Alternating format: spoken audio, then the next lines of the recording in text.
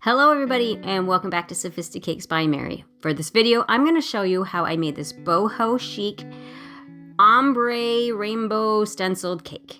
And while you're at it, go ahead and take a second and just hit that subscribe button over there. Just go ahead and just hit it real quick. It only takes a second. Let's get the word out there. Let's spread these videos. I would really appreciate it. So, anyway, back to the video. Enough of that self-promotion.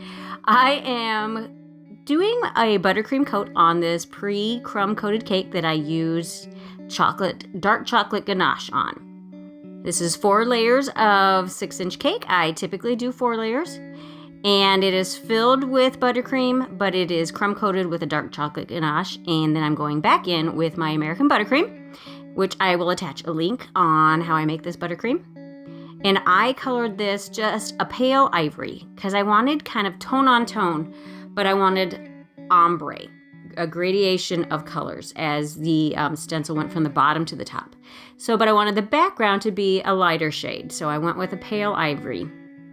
And I'm just using my large bench scraper to get the sides level, and then using my smaller scraper to bring that lip of buttercream into the middle on the top. Now go ahead and put that in your refrigerator while you're working on this rainbow decoration. And I am just using fondant. I believe this time I used satin ice fondant. And I'm doing it in different shades of nude and brown. And then I'm also including a kind of the same color as my shirt actually there. This is tealy blue color, green blue color, and a kind of a peachy color.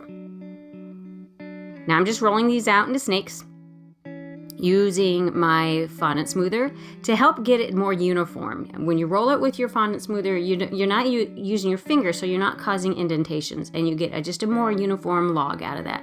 Now just go ahead and line those up and get the order of colors the way you want them. You can do this any way you want, and you don't have to use just the colors I'm using. You can use whatever colors you want. These are just the ones I was going with, and I'm just formed them into the shape of a rainbow, but I enclosed it. You could leave that open in the middle if you want to. I just wanted to make it a little different this time. And then I'm just smoothing it with my fondant smoother, and then I'm just using this clay cutter to cut the very bottoms off. I'm transferring it onto a piece of parchment paper. You could dust that with a little cornstarch if you want to keep it from sticking.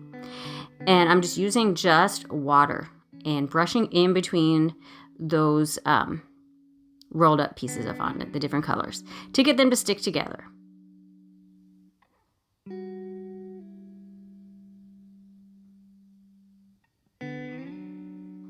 And there we have our little rainbow. And this is the stencil I used. I don't know that it's necessarily supposed to be used as a rainbow-ish kind of look, but that's what I saw when I saw it. And I'm just using some pins to anchor it down. And this is my cake was firm to the touch. It had chilled long enough that it was not going to get tacky, as long as you don't take too much time to do this. And then I used a slightly thinned down buttercream for these colors. You want it to be about the consistency, and it actually looks like it, of peanut butter. You don't want it so thin that it sneaks out from underneath your stencil, but you don't want it so thick that you can't scrape off the excess. There's that very fine line there. And I'm doing it ombre, so I used the same color brown. I used brown to color the darkest color, a little bit of brown, not a lot. And then I added white to it to get the secondary color of tan. And then once I've applied this, then I add a little bit more white to it. Actually, to get the white, I just added a little bit more buttercream to lighten it, because the buttercream itself is a white color. And I did the 3 different colors all the way up to the top of my stencil. Don't worry about getting straight lines with these colors. You want them to kind of blend. That's what an ombre is. It's a gradual blending of color. I'm just being careful trying not to get any of this colored buttercream on top of the rest of my cake.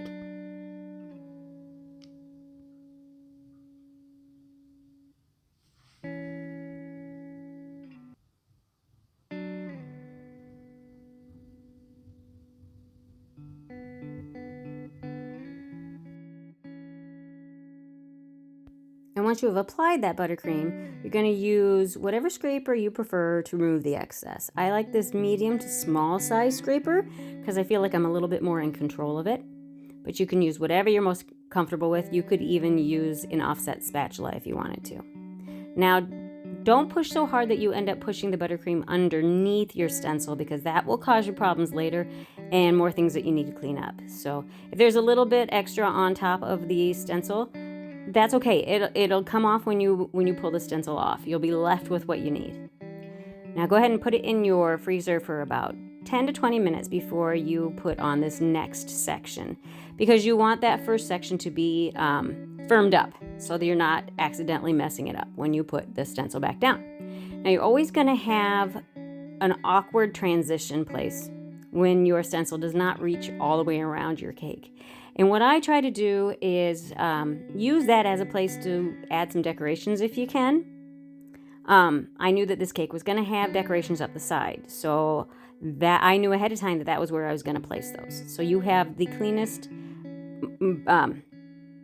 I guess just the cleanest section in your front where most people are going to see it. Most people are not going to pick this apart. If it's not perfect, try not to set yourself up to be disappointed. Realize that nothing is perfect, and in general, people are not going to look so close at it or even judge you for it. We're all human here. We just need to allow ourselves to not be infallible. Big word. And so I just went ahead and I continued this all the way around the cake. This was a little awkward because I didn't want to put a pin on the other side, because I could see where the stencil began that I did before that section, and I wanted to meet those up as good as I could. So I'm just holding it down with one hand and doing the rest with the other hand. And there's the front. And since this stencil had those little dots underneath the arches, which like I said, I don't know that they're necessarily meant to be rainbows, but I kind of went with that for this cake. So I didn't know what to do with those. So I just kind of scraped those off, and I went back in with some white dragées and just, you know what? Fake it till you make it. This is the way it was supposed to be, right?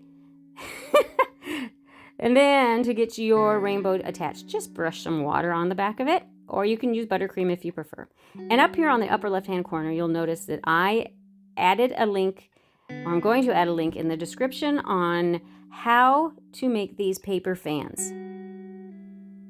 I could have included that in this video, but that would have made for a very long video. And since I've already done it, just take a second and go on over, click that link after you watch this video, and you'll see how I make these fans.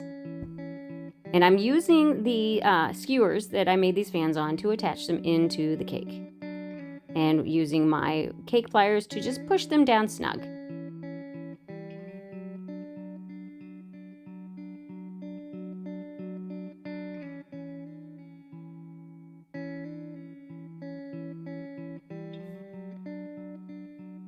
Now these pieces on the side right there, I did use just a little bit of buttercream that I piped on that inside edge of that paper to attach it to the cake.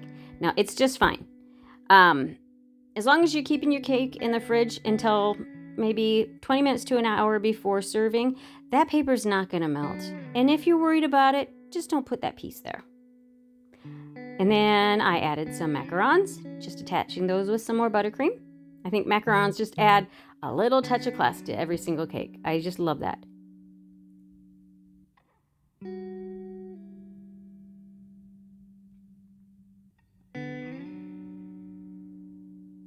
Now I'm adding these little dried flowers. They're not even flowers. I'm not even sure what they are. If you know what the names of these are, please tell me. I just can't remember. I should know. And I like these because they're fluffy.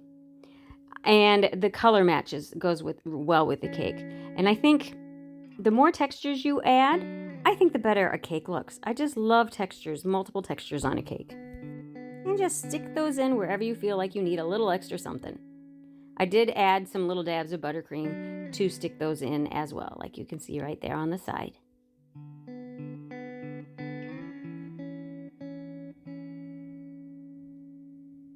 And just keep adding them until you feel like it's kind of completed the entire look. And there you go, guys. My ombre rainbow buttercream cake that is done in the boho chic design. And like I said, take a second to go ahead and check that other video for how I make those paper fans. So thank you guys so much for taking the time to watch my video. And if you'd like to watch some other videos, go ahead and click on the link to one of these other videos shown here. And if you would like to check out my other social media, I am on Facebook and Instagram under the same name, Sophisticakes by Mary.